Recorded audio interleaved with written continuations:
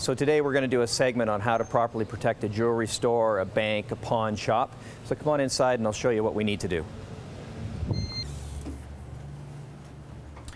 So we're inside a protected vestibule now. We've entered from the street, and what happens in a jewelry store is we have to make it so that the robber cannot just freely run into the facility with a balaclava on, no opportunity to identify, and take over the store and lock the doors. So in this environment, you walk in from outside as you saw. We now come inside and we have to look at these two cameras, which are going to give us a nice prosecutable image if I try to rob for the police. And I push this button, it's now going to intercom into staff members. And the staff members can decide whether they want to let us in or they want to keep us in here. And this is bullet glass. You can't shoot through this stuff. So we push the button, it rings inside. You hear the click, it releases the door, and in we go.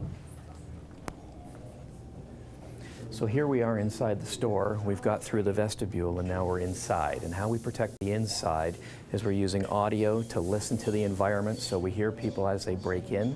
We have video around the facility that's watching and getting headshots of the individuals that would rob the facility.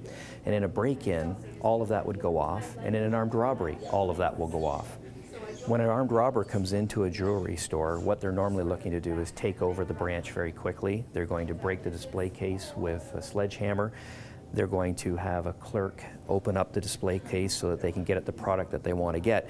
And what we do inside is we have these pedestals.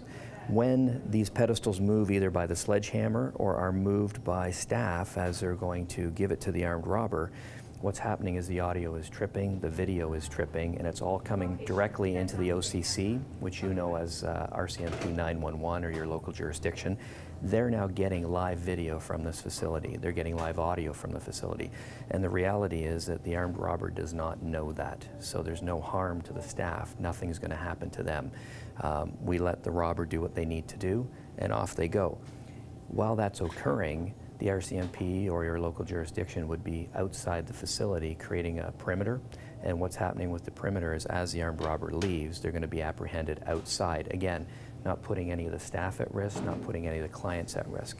More importantly, armed robbers won't play with Sonitrol because they know that they have the ability to do that. Verified audio, verified video means don't come and play here.